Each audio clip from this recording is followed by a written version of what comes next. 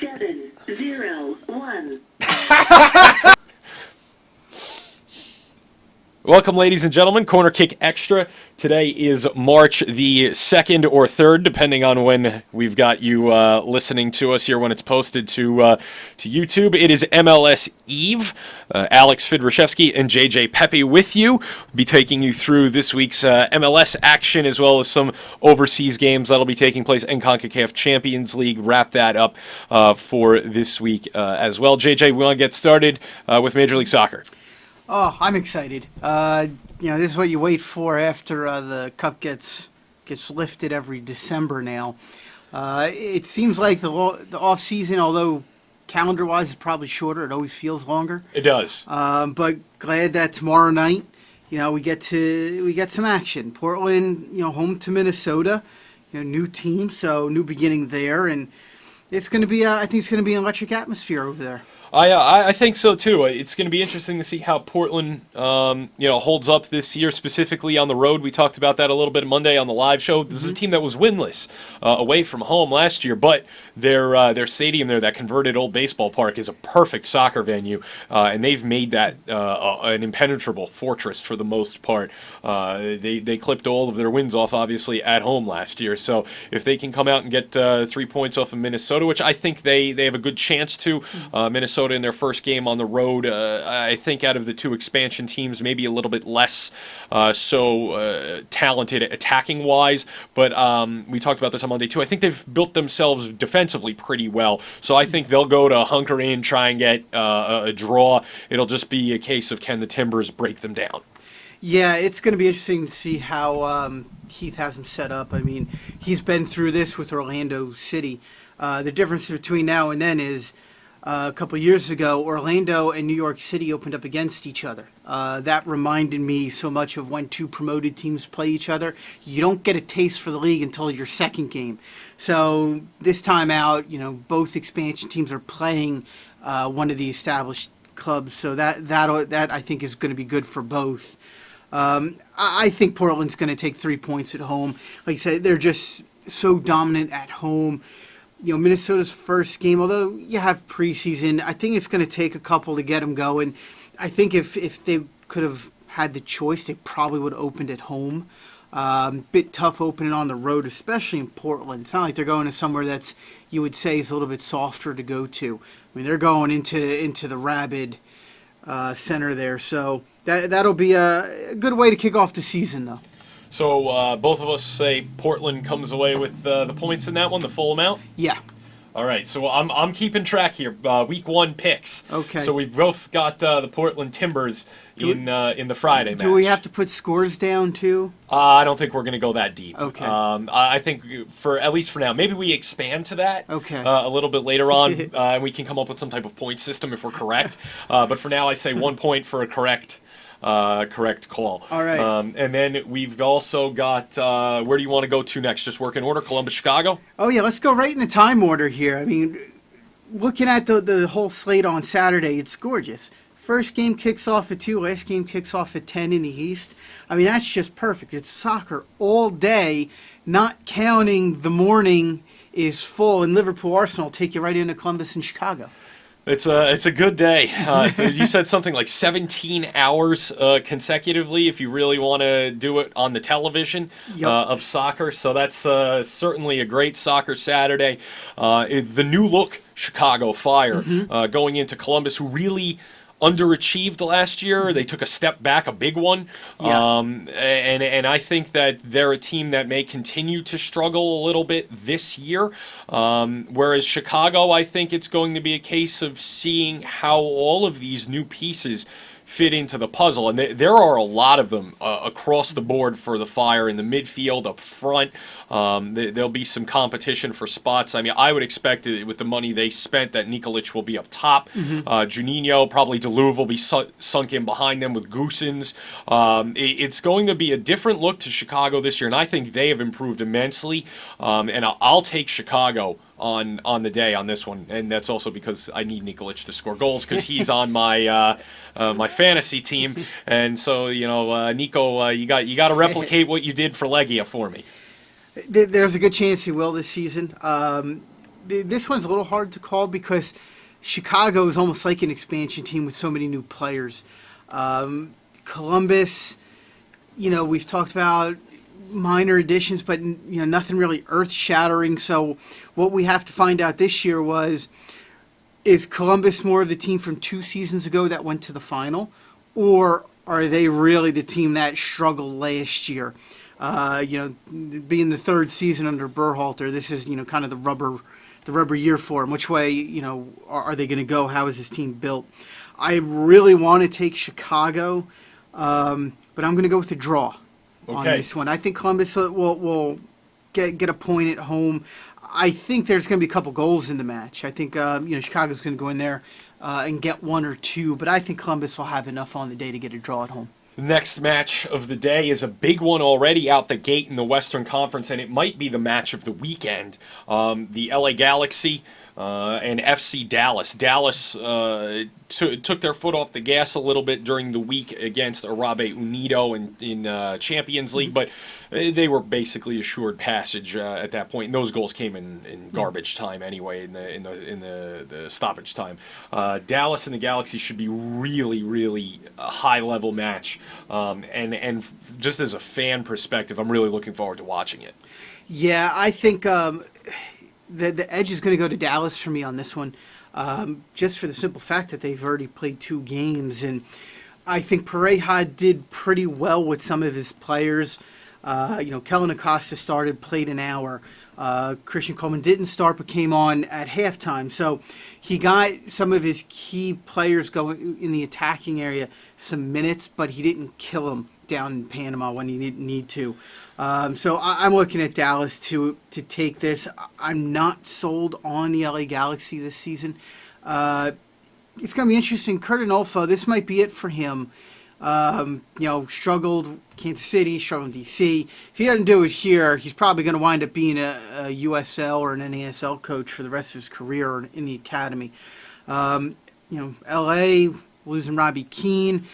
Dos Santos went on a streak last year, but overall, I don't think he had a great season. So, big season for him on the field, and some of these other little changes they made. It'll be interesting to see how Giassi Zardes slides back in once healthy, and how he'll return. See if there's going to be a fast return to form for him, and I think they're going to need him, to come back strong this year after being out for much of last season.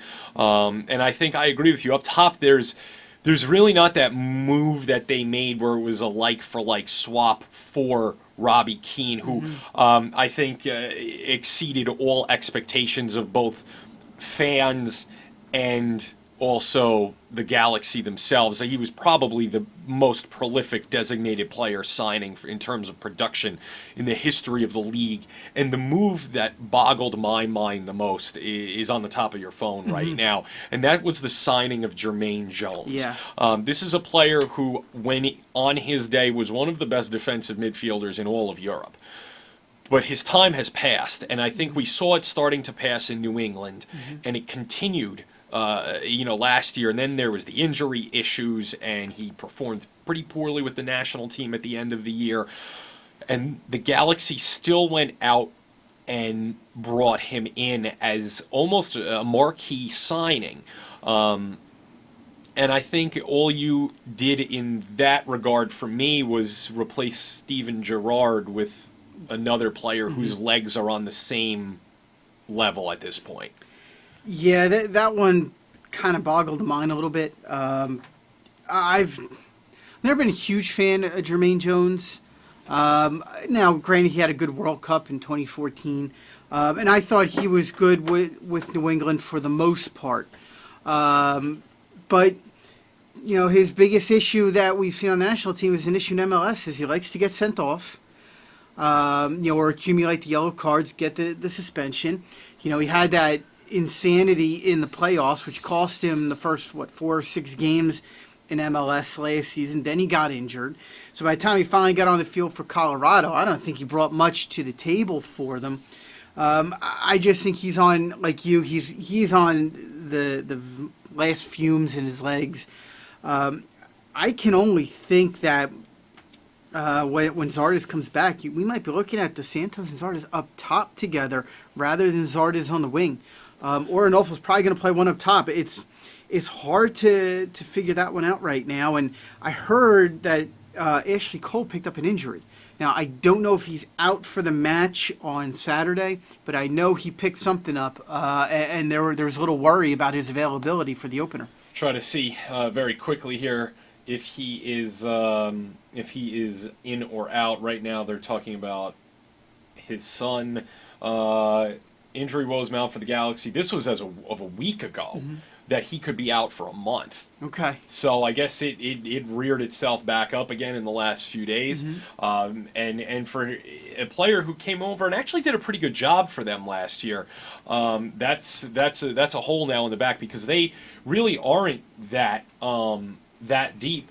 And I believe Robbie Rogers is also coming back from some type of issue as well. He had some type of nerve problem in the winter. I think he had surgery on his foot or something, and something happened to a nerve. So there was a point where I don't think he had feeling in his foot, and everything's I think starting to get back to normal. But he hasn't. I don't think he's been training too much, so I don't think he'll be available. So LA all of a sudden pretty thin in the back. You're without your outside backs. It also says here, and this is from a couple days ago, that Alessandrini went back to sign paperwork and had only about 2 weeks to prepare, so he may not be fit to go 90 either. So the Galaxy could be in a bit of a rough way, but nevertheless, if they can get most of those guys into the match, I think they'll at least compete. But I do think Dallas takes the win. Yep. Moving on, Real Salt Lake against Toronto.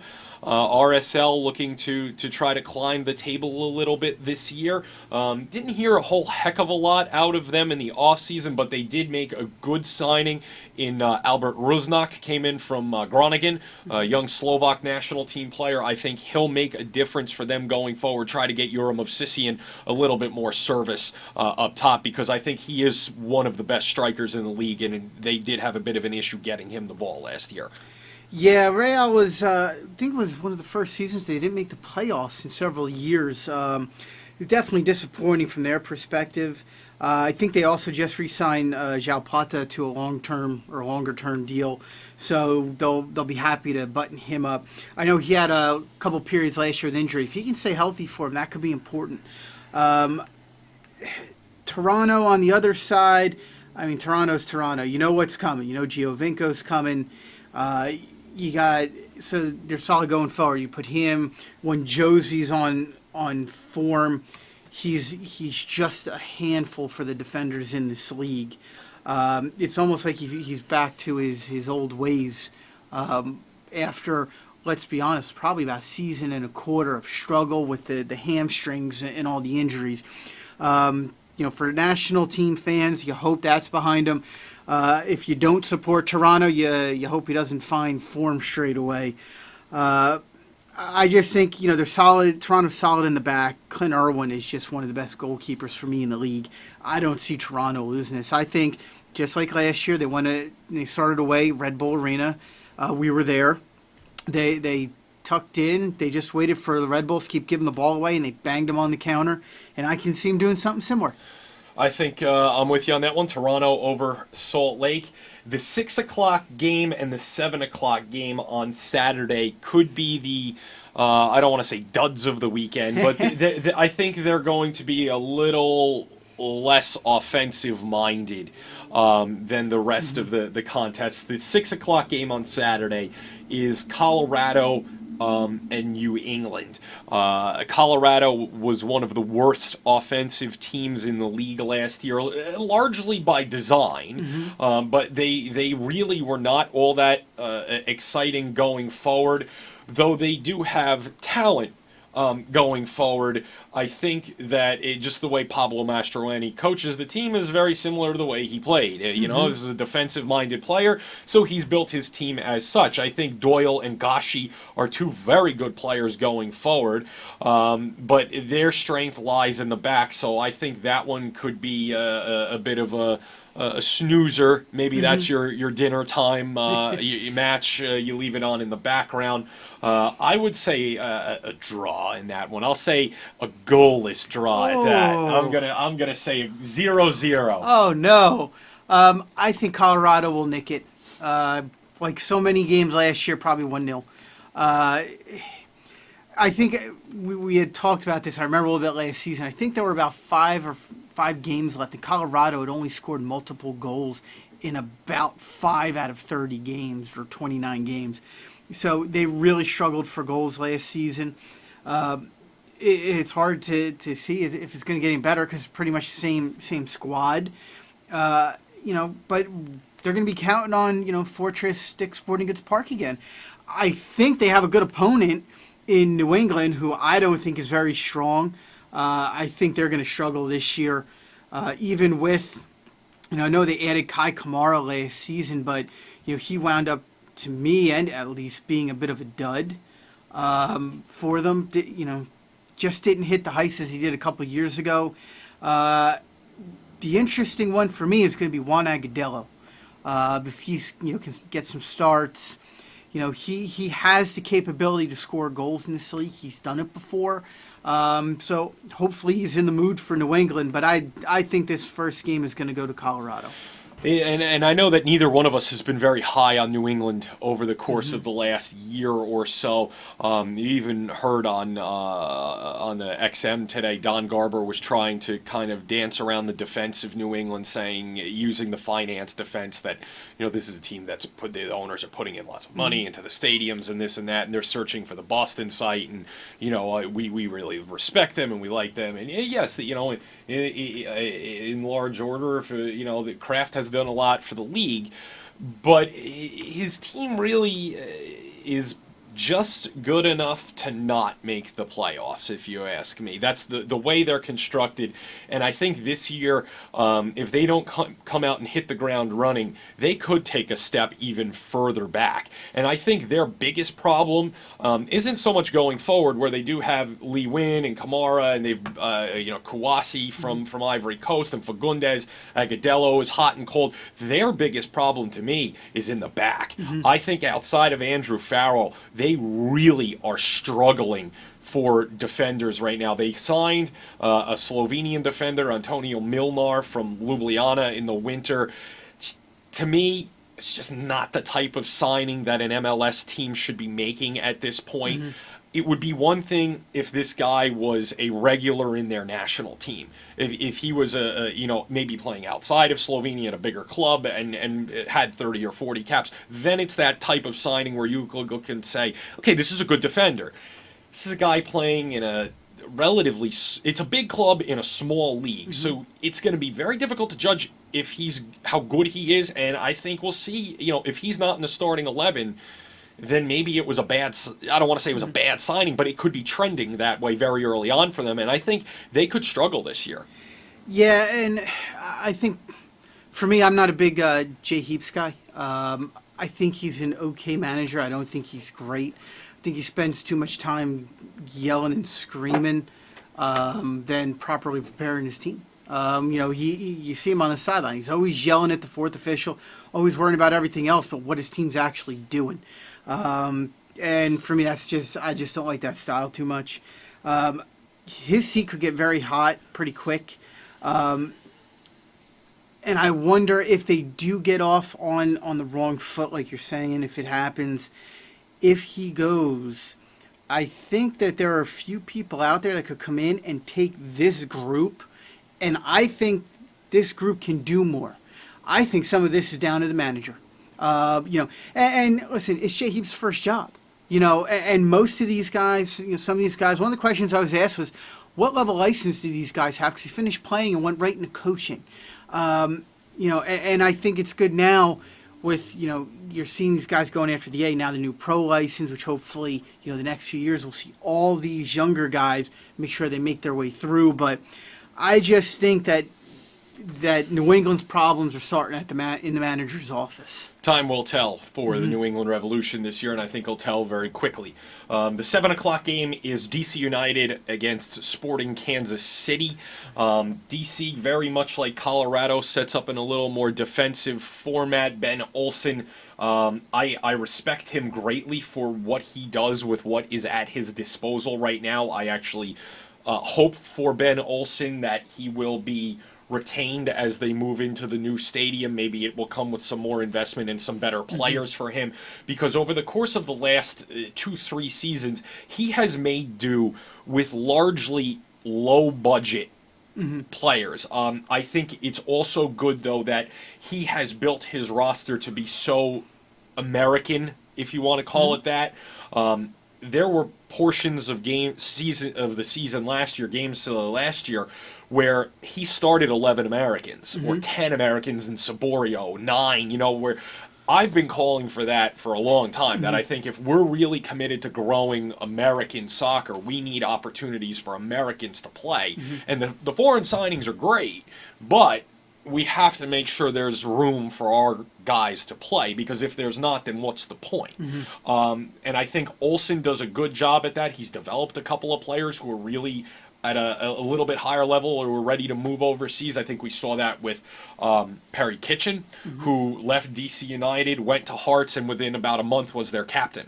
I think Steve Birnbaum is on the same trajectory. They didn't sell him to Israel last year. I think there's a move for him this summer. I think it'll be to England or to Germany. I think the money will be so good that it'll be tough for MLS to turn down, as long as Birnbaum has a good first 3 months. And even just some of the homegrown players that they're starting to work into their roster. There's not too many of them right now, but there's a lot of potential with them. And they have one of the longer tenured homegrown players in the league. When he's healthy, Bill Hamid is there. But he's been in and out of action for the better part of the last 2 seasons, and his form has dipped quite a bit too. Team was largely quiet in the offseason, didn't do a whole heck of a lot. Jose Ortiz from Herediano comes in on a loan, and then the only other signing that's really of much note that they pulled off in the winter was Maxime Tissot, who used to play for Montreal, did spot work for Ottawa last year. He's be in a similar spot for them this year. I think he can play either outside back position or on the wings in the midfield. He'll be good depth. Kansas City, on the other hand, I think you know what you're going to get from Peter Vermees as well. It's going to be a little more free-flowing game with his side, and you know what they have going forward is very strong.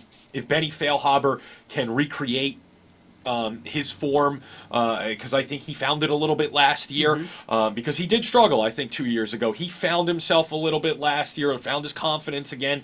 If he can be pulling the strings like that as he did last year, and say 3 years ago, I know he's reaching back into his 20s at that point, but if he can at least replicate where he was at last year, I think they'll be a pretty good team this year, and I think Kansas City comes away with a 1-0 victory, I say, over DC.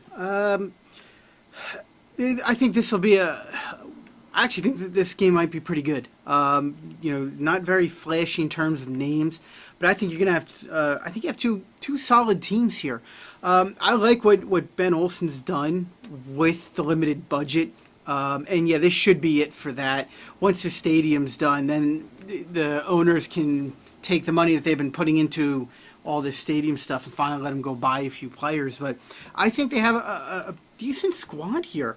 Lloyd Sam on the side. You mentioned Birnbaum. Chris Rolfe's still around. Nick DeLeon usually puts in a good shift, and I'm real interested in seeing Ian Harkes this year. Just came up from Wake, I think it was, right? Yes. And it's interesting now. You finally get to see a little family legacy at a club.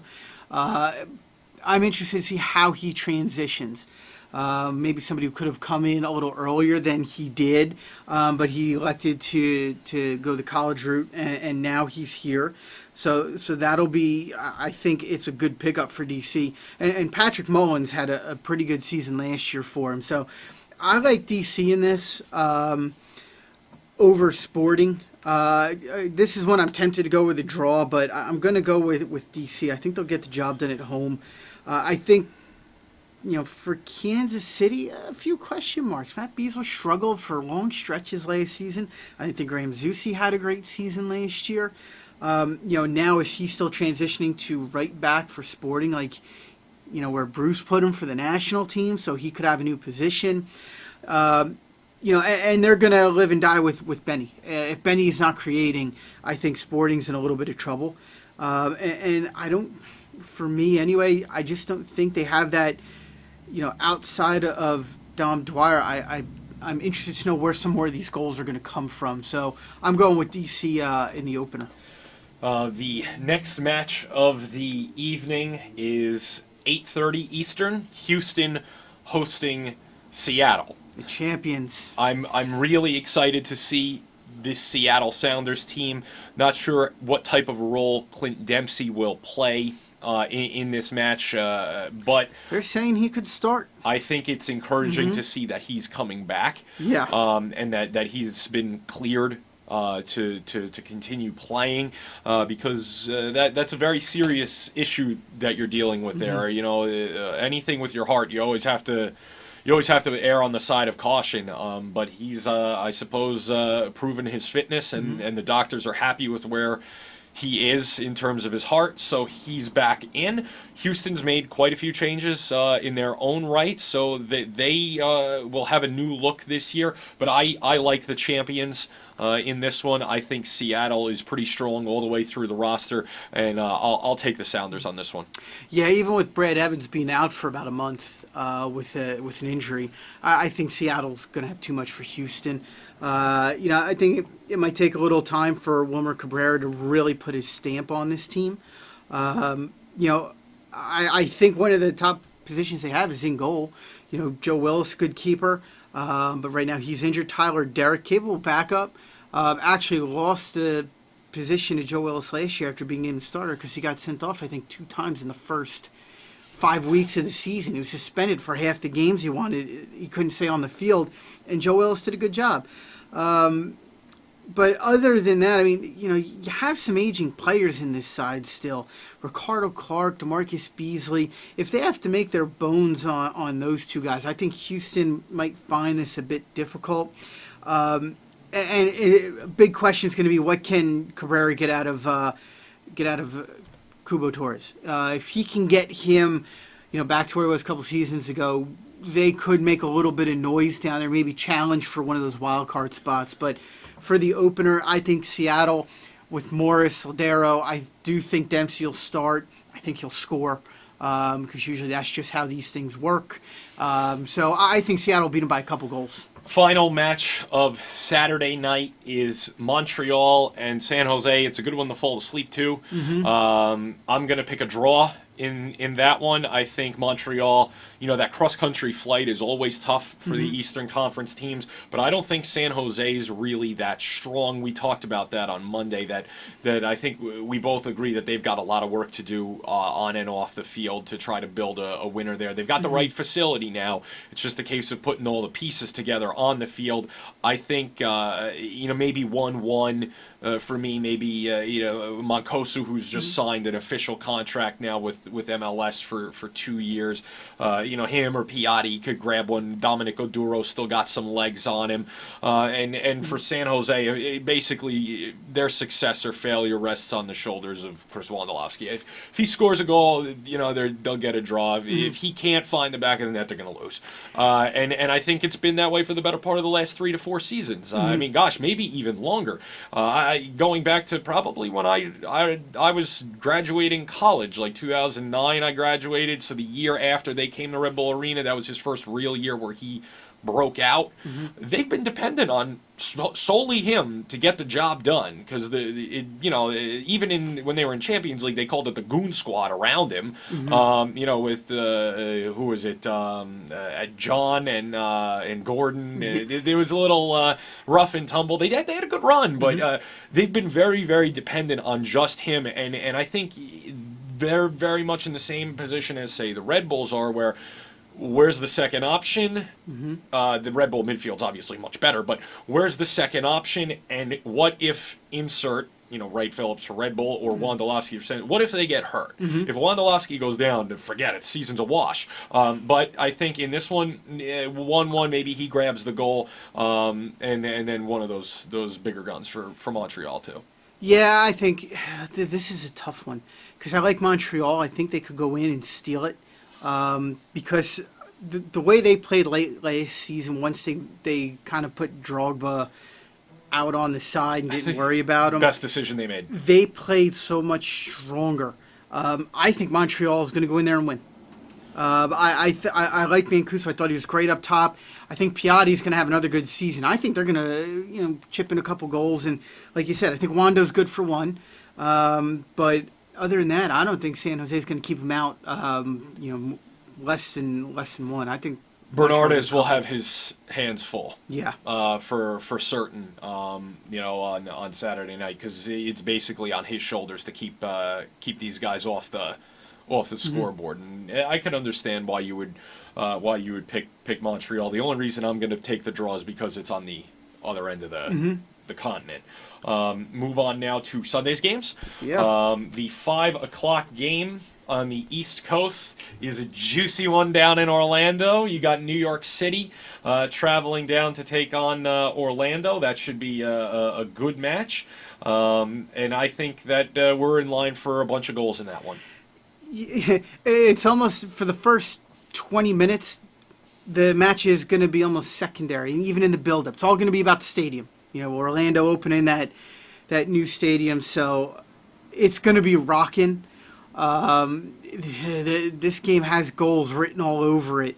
I don't know which way I'm going to go on this. Does Orlando win the first game in the new ground? They should. New York City, I thought, tends to play a little better when they're not on the postage stamp. So, and the mixed disc-rudoless New York City. I'm gonna go with the home win. All right, JJ takes Orlando in that one. I'm going to go on the flip side, and I'm going to pick New York City. I agree with you. They played a little bit better than they did at home on the road than they did at home towards the end of the season. I think, especially, we saw that the record didn't really indicate it, but their competitiveness, I think, was a little bit better, and they found results at home. But at the same time, I think the postage stamp works for Pirlo, but it doesn't work for anybody else on the team. Yeah, it's good because it limits his running. He doesn't have to worry about big box-to-box runs anymore, and the midfield circle to his own 18 he doesn't worry about anyway. So, he's only running maybe 20 yards at a pop, 10 yards at a pop, instead of, where you're playing at Red Bull Arena or you're playing at, any of these pitches where, it may only seem like you don't think, 5 yards in on either end and 5 yards in on the sidelines is that much, but that's a significant chunk of land that a central midfielder doesn't have to cover anymore. And I think for him it's a benefit. For everyone else, though, especially their speedier players that they have out wide, or even for David Villa, who I think plays better when he's got more room to operate. The tighter pitch and the more packed defending is a little more difficult, and I think New York City goes down there and gets a win. I think it'd be 3-2, something along those lines. I think there'll be a bunch of goals, and I think it'll be an entertaining first game down there. But I'm gonna say City spoils the party. All right. City spoils City's party. That's right. Okay, I guess we need to discern that. From here on out, Orlando is Orlando. New York City can be NYC, NYCFC, City. Though apparently Jason Davis was talking about this morning. I don't know if you heard it or not. I missed the beginning, but he was talking about, I don't know if this was the league that put this out or if it was just him going over the way to call it. The way to apparently call the teams that we can't call them the Columbus Crew anymore. They're the Columbus Crew. It just sounds more proper. I tweeted this out yesterday. It's actually pretty funny. I like it. He was having a ball doing that. It's interesting. You can't call Red Bull New York apparently, or Red Bull. They're the Red Bulls. Yeah, and you can't call them Metro Stars. and you can't call Atlanta Metro Stars. And I thought it was hilarious that they were both on there. One of the don't call New York City names was Don Garber's team. There was some funny stuff on that list that just had you scratching your head, going, where are they getting some of these? And apparently, no one can be called United. I DC wouldn't is supposed to be surprised about that. D.C. United. I've called them either DC or United forever, but now we have 27 Uniteds in MLS, so I guess we do have to differentiate. Yeah, here it is now. Yeah, you never call them. A lot has to do with spellings too. What's correct, what's incorrect. I mean, there are some funny things here. Seattle Sounders. It's incorrect to call them Drew Carey's tax shelter. I'm not sure where that came from, but I've never referred to them as such. Yeah, I mean, I don't whether this came from the league or not. I don't know, but there are some interesting things on here if it did. So we'll just have to see. And there are actually 3 teams that you can't call the Metro Stars. Apparently, LAFC is a third. Why would we refer to? There's only one team that could potentially, under an ownership change, be called the Metro Stars again. Yeah, and hopefully one day that'll happen. For the Red Bulls, New York Red Bulls, RBNY, incorrect is Metro Stars, game abbreviation NY or Red. I'm not sure where those have come from. I don't think you Yeah. and I have referred to anyone under any of these circumstances before. Yeah, so it's pretty interesting stuff. The 7:30 contest. Speaking of NYRB. Speaking of, yes. Red Bull takes on Atlanta in their first game ever. 50,000 tickets sold at Bobby Dodd. And if that holds up, the new football stadium will be opening the upper deck this season. Yeah, it's their goal is to sell this game out. There's under 5,000 tickets left. I think they'll get it done. I think that'll be a sellout. 30,000 season ticket holders. They're second behind Seattle now.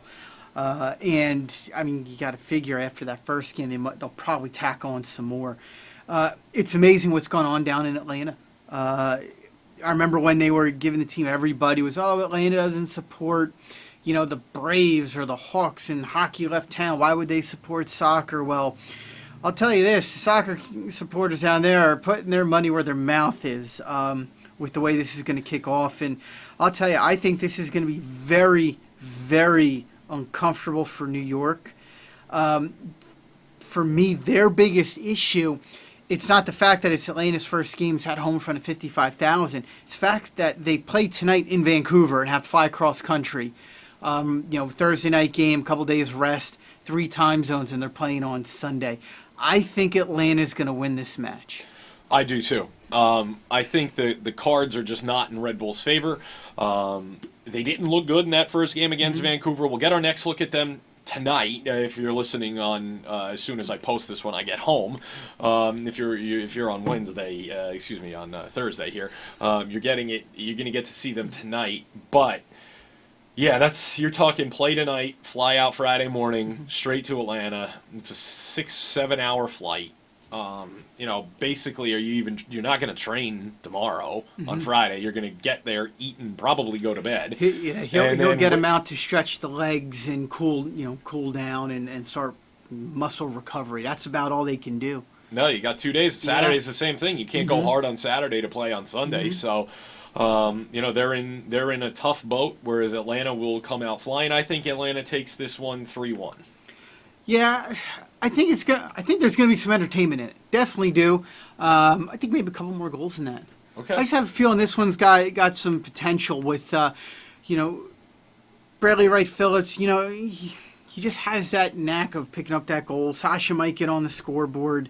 I don't think Gonzalo Verón will. But I think Atlanta, with some of these additions, Villalba, Kenwin Jones, I think they're going to be pretty good going forward. I think this is going to be a little bit more open than we might have anticipated. I think we know that the Red Bulls will play open. And I think Tata Martino's not sitting back either. He's built this team with a young attacking midfield talent. They're going to go for it. I think they're going to get at it. Should be an exciting game, but I guess we're both in agreement then that Atlanta clips the Red Bulls Yeah. in this one. The final game of the weekend, the 9:30 Sunday Eastern kickoff. For those of us gluttonous enough to watch soccer for 48 hours and have our significant others ready to throw us out the door, I'm running that risk this weekend for sure. Sorry, honey, I love you. The Vancouver Whitecaps and Oguchi Onyewu and the Philadelphia Union. Just to put it, I'm going with the draw. I think Philadelphia will win there and get a point. I think even though Vancouver doesn't have to travel, I think the injuries that we spoke about before the first tie, the first game with New York, I think that they're going to be an issue. I think Freddie Montero is going to see some minutes tonight, so he'll be starting to get some game action. But all he's done is train. He hasn't played in any meaningful preseason game, if there is such a thing. But so I think Philadelphia is going to go in, and I think they're going to grab a point on this one. Draw. I say draw as well. Yeah. Quick note on Vancouver. When we were at the CONCACAF Champions League game, they have a rookie named Jake Norwinski. He's from Jackson, New Jersey. His entire family was sitting around us at the game. Wonderful people. Shout out to the Norwinski family from Mercer County and Monmouth County, Ocean County, New Jersey. They were all out there cheering him on, and he's beaten out, apparently, Shanen Williams for that starting job. So I took him for my fantasy team. So there you go. I told the Norwinskis about our show and what's going on. So I believe they're going to be starting to listen in. So to his family, he's on my fantasy team. He was affordable. He's going to surprise everybody. Yeah, I needed an affordable back, and I knew he was out there. I'm confident. He played pretty well against Red Bull. Add him to your team, folks. He's going to be a surprise this year. He'll get you 50 points, but it might be all you need to beat your friend. Yeah, the key for Vancouver, and just like New York, to really have a shot over the weekend, they got to make sure they get out of this game without injuries. The worst thing that can happen for both teams is this thing goes into extra time, and I mean, whether it goes penalties or not, at that point doesn't matter. Neither of these teams need an extra 30 minutes tonight. No, not at all. I think if they can keep off of that, then it would be to their benefit. We're going to take a quick pause right now, and then we'll come back. We have some more MLS news to talk about, and maybe a little bit of NASL. Briefly run through what is a pretty dull weekend across the European continent, and then we'll wrap things up from here. Hang loose. Welcome back to the second portion of the Corner Kick Extra. Alex Fidrushevsky, JJ Pepe with you. Going to keep talking about Major League Soccer. There were some moves that took place here in the last couple of days that we want to touch on briefly. First and foremost, New York City have bought out the contract of Mix Diskerud, so he is now off their books, and that frees up the corresponding cap space, and Mix took quite a bit of space up for them. JJ, his contract last year, I believe, was $700,000 guaranteed, and they had to buy some of that down. So you're talking a designated player wage that New York City has opened up. 26-year-old will remain under contract with the league, though I find it really hard for anyone in this league to be willing to take that contract on. Yeah, and just going through Twitter here, Jeff Carlisle saying that Mix was not waived, or at least not yet. And then says that would have exposed him to a league-wide waiver draft. Since he wasn't waived, that hints strongly that he'll leave the league entirely. But we'll see. Because if he's waived, then he goes in the waiver draft, anybody can pick him. If he wasn't waived, I wonder if there's something that they just had to buy the contract out, New York City, and now maybe he can move on a little easier, possibly as a free agent, just walk out of the league. I think he will. My best guess is that if they're going down this route, it's because Mix wants out of MLS. And I think coming here straight away was not his best decision. I understand the money that was thrown in front of him by MLS, and this is something that they have to really think about in the future. They threw a lot of money at him. For an American player, I understand they were trying to bring a couple of guys back at that, 2 years ago at that time, but that overpaying for the American player, you don't want to get into that British situation. And they're running that risk a little bit. They did it with Bradley. They did it with Josie. I think they definitely did it here with Diskerud, paying this, well over $500,000 US for a player who was a good player for Rosenborg, but a player who wasn't yet finished. And I think probably could have benefited from continuing on with Rosenborg and played at that level, and then maybe made another move in Europe and maybe came back at that Bradley age at 29 or so, and been a truly ready and complete player. I think there was still a little bit of development for him that needed to be done, and I think he never really fit in with New York City with Kreis or Patrick Vieira. I don't think he really was comfortable in New York. Maybe with the lifestyle, he might have been comfortable with a high wage living in Manhattan, but with the team, he just didn't seem like he fit in. Yeah, I don't think it was as much a problem with the league as it was with the club he wound up on. When he signed for New York City, and there was a lot of talk then, how are Pirlo and Diskerud going to play in the same midfield when neither player really likes to defend? And you kind of saw them. They didn't play together too often, and Mix usually found himself on the bench. I wonder what went on behind the scenes, what his attitude was like on the training ground. Was there that lack of effort, a little bit of professionalism that Vieira wanted, that he wasn't putting forward? But, listen, hopefully he's able to shake this off. I mean, I would say at the time, I think it was worth the gamble. I just think it didn't work out at New York City. Now, I think if he went into a different situation, let's say if he had gone to LA Galaxy instead of Steven Gerrard, or maybe if he was down in, I don't know, you want to pick maybe Dallas, we would have seen a bit different player. But maybe got a little distracted off the field, it translated on. And then once you're not playing and you're not happy, this is the only result, because you're not going to find your form back in that situation. So my overall hope is that it's a win-win for both. New York City gets to move on, the contract's gone, and for Mix, hopefully he's able to go find a club where he can get some of that spark back. I mean, listen, he made a World Cup squad for a reason. It's not that he was a poor player. He just kind of fell out of it at the wrong time. When he just signed the new contract and came here. It'll be interesting, again, to follow this over the next couple of weeks to see where he lands. And for his sake, I hope it's on his feet, and I hope he can rediscover himself and try to find a little bit of that form that he had that put him on a World Cup squad.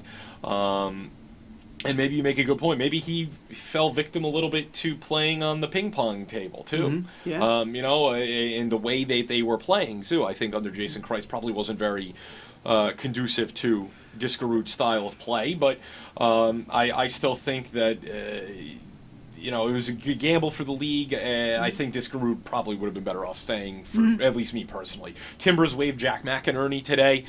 Poor guy can't seem to catch a break anywhere. He bangs him in the back of the net when called upon, but I guess there's just a couple pieces of the puzzle missing for Jack Mack. Yeah, and from what else heard too, may have been it was definitely a cap move for Portland, so somebody had to go, and Caleb Porter probably valued one or two others and moved them on, but he's a good professional. He'll find a spot, you would think, somewhere else, especially after the first week or two when somebody goes down injured. Because usually, unfortunately, that happens. Somebody goes down injured, they're going to be out for 4 months, 6 months, and boom, he's sitting there waiting.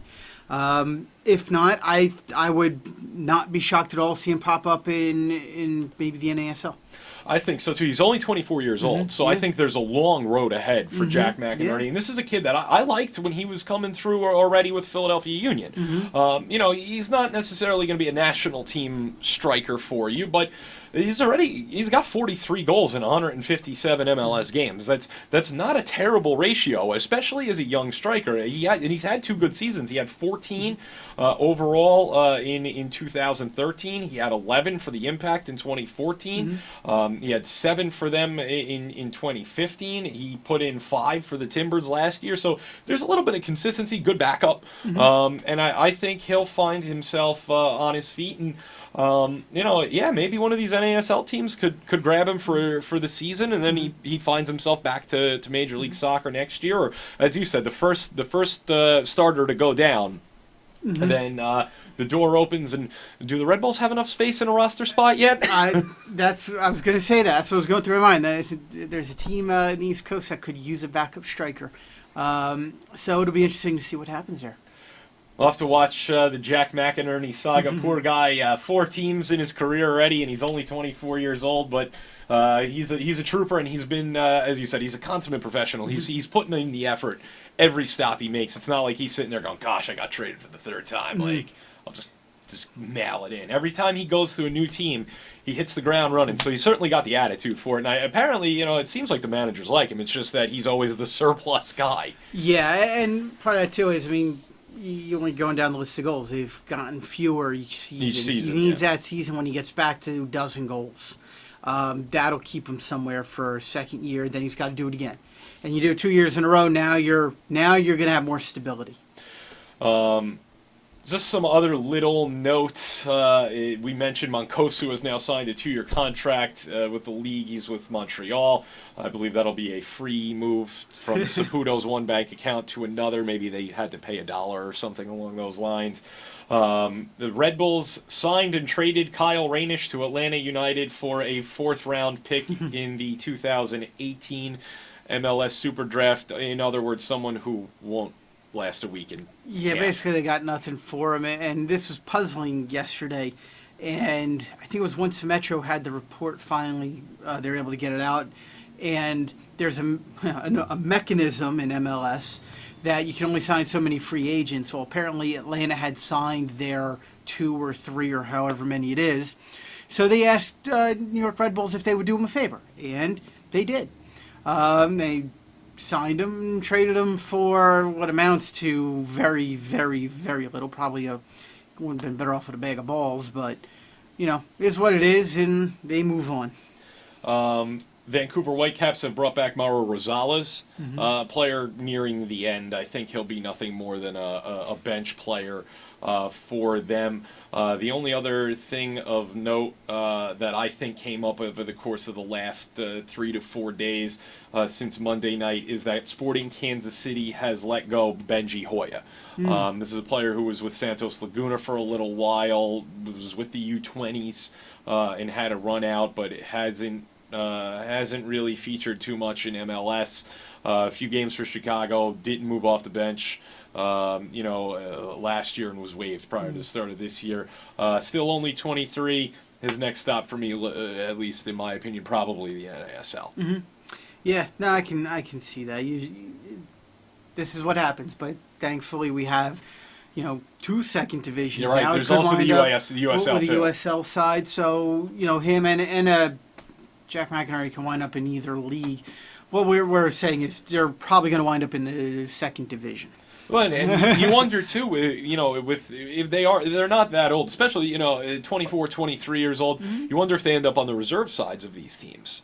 If there's this, they have to release them to. I don't know how that works. If they have to release them to sign them, maybe Hoya's going to end up down at Swope Park. So maybe they had to waive him, pass waivers, and then sign him back again. And who knows if there's this email that goes out to the league that's like, we're moving Benji Hoya, so he'll be available for the next 12 minutes. So if I know that there's definitely a phone call because I was in Portland. And we were there. I was there with somebody I work with. We were there. We were talking with John Spencer, and he had to take a call. We were watching. I think it was Champions League game was on, so we had to step out of the office. It'd be like 5 minutes. We go back in, and it was a call about a player that the league was signing, and they announced that it was, and they went through basically down the list. Do you want him? Do you want him? Do you want him? Do you want him? You're first. You're second. That whole 20 allocation order. They go right down the list until somebody says they want them, and the call ends. It's an interesting way to do business, but it is what it is. I'll touch on this one for about 3 seconds. Freaky Fast Freddy. Freddy Adu is looking for his 4,000th professional team. Who does he want to steal money from this time? That's correct. Apparently, he's interested in going to Poland to steal some wage next. At what point do you start feeling bad for the guy who can't latch on to a team that was given maybe too much too soon? The latest rumor, and you were the one who broke this to me. I didn't even notice this, and then of course I went on all the Polish websites to find this out. Is that Freddy Adu's agent has been in contact with Polish second division side Sandecja Nowy Sącz. Now, that's not too far from where we have some family friends. It's about an hour and 20 minutes southeast of Kraków, and it's about an hour south of my family friends. If Freddy's looking for a place to live, there's a nice little village with some great people for him. But yeah, this city has about 65,000 people, so it's about the size of Bethlehem, but with nothing around it. And the stadium is, I've seen it, it's very difficult to describe. It would be like a run-down, smaller version of, I don't know if you've ever been, obviously if you're not from the Valley, Google it, Cottingham Stadium in Easton. Ooh. The high school stadium. No, So I don't think so. It's a bit like Cottingham All right. Stadium. There's some shoddy lighting, a poor press box. Nothing against Easton. I think Cottingham's the best venue in the Valley, but and some rundown wooden bleachers. So that's where Freddy may be going next. Apparently, he was supposed to show up for a medical test, but wasn't on the flight. There's rumors now that he might be going somewhere in Asia. It doesn't say where, so this is of course coming off of the Polish websites. It says he has an offer from Asia, but it doesn't say where in Asia. Asia's big. We need more specifics. Yes, I mean he could be going anywhere from Mongolia to Dubai to Indonesia. There's a lot of ground and water that covers. So it'll be interesting to see where he lands next. We've covered this before. I'm throwing it out there because I think it's just it's the Freddy Adu saga, and we're going to cover it until he retires. Everyone is. But that's where his next stop could potentially be. Now, for me, he couldn't latch on at Jagodina in Serbia. He couldn't latch on in Finland. If he couldn't latch on in the Finnish first division, he's not good enough to play in the Polish second division because it's just how it is in Europe, having seen the leagues. It's just a PR push for this team, maybe. That's all. It's not going to be... He's not going to help, and they've run some polls already from the Gazeta Krakowska, the newspaper in Kraków, would he make a difference? And it was like, when I looked at it yesterday, it was like 60-something% no. So I think even they know he's not going to do anything. But it's just an interesting, globe trotting. I said this I think I put this on Twitter to you, that if I will gladly help Sandecja find their next player. He's in Slovenia. Sachem Wilson, go and sign him. He'll actually score goals for you. I'll tell you this about Freddy Adu. He has one hell of an agent to constantly be able to get this guy a contract. I thought his last best chance was when Eric Winalda wanted to bring him to, I think it was Atlanta, right? Yes. He was at Silverbacks. I thought that was his last best chance. Then he goes, a year, he went somewhere else, and then he comes back a year or two later. By then, I think he's too far gone. So, Freddie, get your last paychecks and call it a happy retirement. End things up here today by looking at a little bit of the weekend ahead in Europe. There's not a whole lot really worth writing home about. The Friday games, Bordeaux, Lyon, Augsburg, Leipzig, there's just really not a lot of glitz to them. But that has to happen. At some point, we are going to run into a weekend where we're sitting there going, oh, boy. Yeah. You know, at least Saturday you do have Liverpool and Arsenal, the 12:30 Eastern time kickoff. I think Leicester Hull will be watchable and intriguing because of what's going on at Leicester right now. To see, was last week a flash in the pan where it was, oh, you know, we're going to be full of spunk because Ranieri's gone. It's going to call into question the players' commitment to him. But that's a big match for Leicester that if they don't pull out the points, they're right stuck in that relegation mix.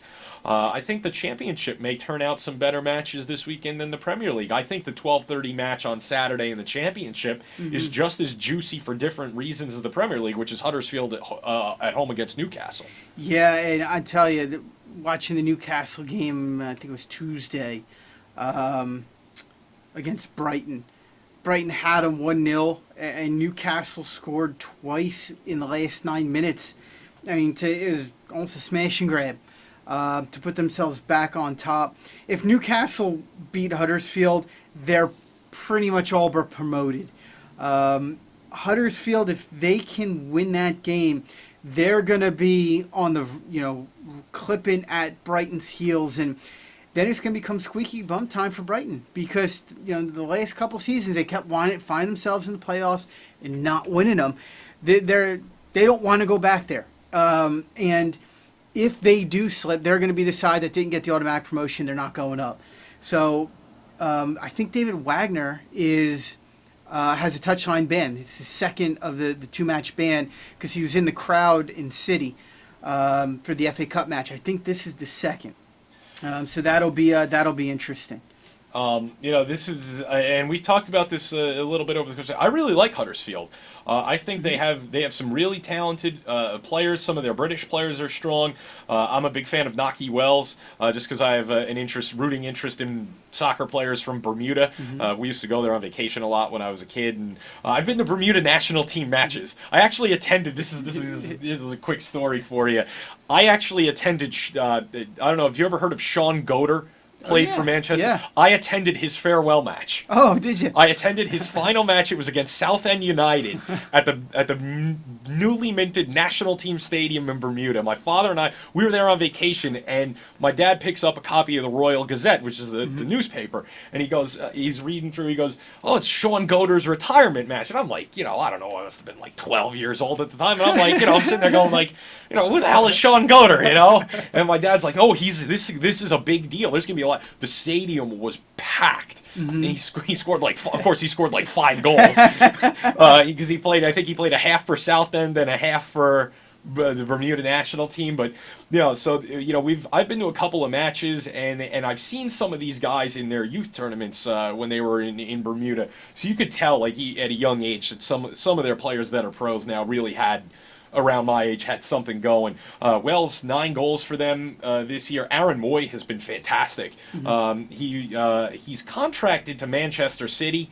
I doubt he'll ever play for Manchester City, but synergy. Melbourne City, Manchester City. Now he's on loan to Huddersfield. He'll be a good championship level player. I think City basically brought him in to make sure that no one else could get him, and they own his contract, and they'll just dictate with him where he ends up. Brighton, like you said, they need to hold serve this weekend, and they're at Nottingham Forest.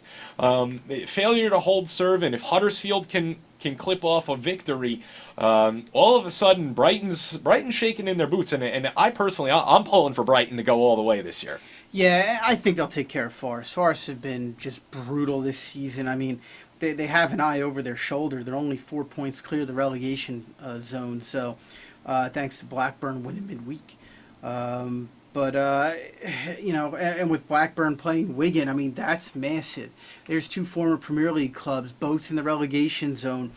Blackburn win, and chances are they finally move out. If Wigan win, they may move out, but it's going to tighten everything up just because another club trying to get out. So that'll be interesting. Over in Germany, Dortmund-Leverkusen is usually always a good game, but the 12:30 match, Borussia Mönchengladbach and Schalke, this is their getting to know each other party because they play each other 3 out of the next 4 games.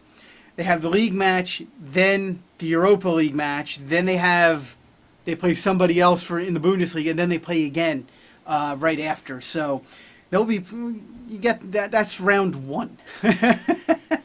Got an Ollie Frazier situation setting up Yeah. here. It should be good games. Should be very entertaining. I don't want to necessarily pick a winner, and not when you're going to play 3 times, and the stakes are different in both games. They're very high. Because you have 2 teams that are trying to just stay clear of the teams that are relegation threatened. I mean, yes, there's realistically Darmstadt's done. You're battling now 2 spots, but if you're 5 points clear, you want to stay 5 points clear. If you're Schalke, Mönchengladbach's not far ahead of them. I believe it's only 2 points. So you want to try to keep that extra distance, and then keep distance from Wolfsburg, Werder Bremen, the rest of them, and then the Europa League obviously is a totally different ball game. You're playing for a lot on the line there. You're trying to fight for your European future. Yeah, and so that'll be fun. To kind of see how those games stack up. Something similar just happened with Man United and Hull. They played each other in the League Cup semifinal, I think it was, and they had a league match wrapped in there too. For me, the 2 biggest games of the week, you mentioned one, Liverpool-Arsenal. I think, for Liverpool, they've been struggling big time. And as it relates to Leicester, I think Leicester couldn't have played a better team immediately after sacking Ranieri, because they played a team who probably has, without looking, the second worst record in the Premier League since the calendar turned from 2016 to 2017. Going to be interesting for Arsenal. I mean, that's huge Champions League implications there. And if United win the first match of the day, they actually vault both of them, and all of a sudden, they have a nose in that Champions League race. And over in Italy at 9 a.m., match of the weekend, Roma and Napoli. And Napoli, a little disappointing the last few weeks. They're always good for hitting this type of run where they lose a few games in a row, and they have to be careful because that loss to Atalanta moved, I think it's only 3 points behind them. 51 points. They're 3 points behind Napoli right now. So and they're playing well, and they play like Napoli. They thought that, listen to a few guys on the radio, they thought that game was going to have a lot of goals in it. It was actually surprising Napoli didn't score at all. So Napoli have to be careful. Atalanta take on Fiorentina this weekend, and that match is at home. That's Sunday, 6:30 Eastern. So they'll know that if Roma beats Napoli, if Atalanta clips off, obviously the goal difference is massive, but if Atalanta can beat Fiorentina, they're even on 54 points. Yeah. And all of a sudden, if you're Napoli, you're sweating a little bit, and if Lazio come away with a victory against Bologna, now they're right at your heels as well, and you're now in a dogfight to the rest of the season to hold off these 2 teams. Yeah, and for a club like Napoli who's trying to take that next step, they have to be in the Champions League. You saw a few years ago, they were in the Champions League. They made that run where they threw the lead away against Chelsea. The next season, when they brought in Benitez, he crashed out during the qualifying phase. They went into Europa League, they didn't get any of that money, and that's how the gap between, for them and Juve started to extend a little bit. Now, they closed it, but now it's most important to stay in the Champions League and not just the qualifier. They got to get in, they got to get into the group stage, if they finish third, they got to get in with Roma and Juventus. It's that important now because the Italian clubs don't see the money that the other countries do, and that's their well right now, especially if the old guard, Inter and Milan, start retooling a bit. Inter's not far off pace either. If they score a victory this weekend as well, they can be right back into the mix again. They play Cagliari this weekend, who are mid-table, solidly mid-table. But an Inter victory would put them up to 53 points. So if you look at a Lazio victory, and I'm playing out a lot here, but let's say Atalanta, Lazio, and Inter win, and Roma beats Napoli. Now you are trying to hold off. Atalanta is this Deda Sassuolo of this year, but you're trying to hold off now Lazio and Inter, and I think if they're coming hard if they know they can catch Napoli, and they're going to fight for that last spot. And like you said, Napoli needs to be careful. Don't want to fall out of Champions League. Need to keep that going if they want to stay at that super high level. Yeah, and unfortunately for them, it's not next year where the top 4 go and you're automatically in the group phase. So they got to get in through league position this year, and then that should take care of them. Let De Laurentiis play a little more in the transfer market and see if they can improve. But I'm interested because if they fall out, I think Sarri's going to get the sack. I think he's out, and it's going to be interesting, who De Laurentiis will bring in. I mean, he talks big, but the one thing he's not afraid to do is sell players. And you don't see a team like Juventus winning title after title selling their top players. So if De Laurentiis ever wants to win the league, he's got to get a little more serious than what he is right now. Any other matches you would like to touch on this weekend as we come towards the end of the podcast for this week? No, I think everything else pretty straightforward. Tottenham Everton should be a good one to watch Sunday morning, but that's probably about it. I'll add one more on our way out the door for the PolishSoccer.com guys, because I know you asked about them if they're listening, and I've actually had some WhatsApp messages from them, so they're out there. And if you are looking for a little off the beaten path game at 12 o'clock on Sunday, check out. You can catch it. You can go to dailymotion.com and find it because the Ekstraklasa from Poland streams all their games live on there in HD. 12 o'clock is Lech Poznań against Lechia Gdańsk. That's Peter Novak's team. If you're listening here in the United States, you may want to take some interest in this. He's got them in first place right now on 46 points. Poznan's clipping at their heels. They're on 41. A victory closes that gap to 2 points. The game's in Poznań. Poznań has reeled off 4 wins from 5, so there's one to watch for you overseas. If you want to find something interesting that you've never seen before, take a look at this one. I think it's going to be one of the matches of the year. So that's my last input as far as matches go. I think Poznań will get the job done at home. Gdańsk has been on fire this year. They've also got about 35 players on their roster, so that always helps. Very, very wealthy owner now. Peter Novak has done a miraculous job and a marvelous job at retooling that team with what's been made available to him. But there's my last 2 cents for the week, my off the beaten path match of the week. JJ, thanks for coming in. This has been great.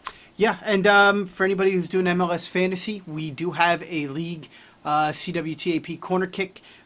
Go to the Twitter account for CWTAP Corner Kick and get the passcode so you can join in. And I'll even read it off here once I get into the Twitter account because I have so many. It is the code to join our MLS Fantasy team league is 5993-2681. Come on in. Going to have some fun this year, and let's get ready for tomorrow. All right, JJ, thanks for coming in. This has been great. We'll have this posted as soon as humanly possible. I'll actually start editing this while it's in the car on the ride home. I'll just leave the computer open in the back seat, and it'll be ready to post as soon as I get home. So we should have this posted by about 5 o'clock. Awesome. All right, thanks. God bless. We'll catch you on Monday. Ciao.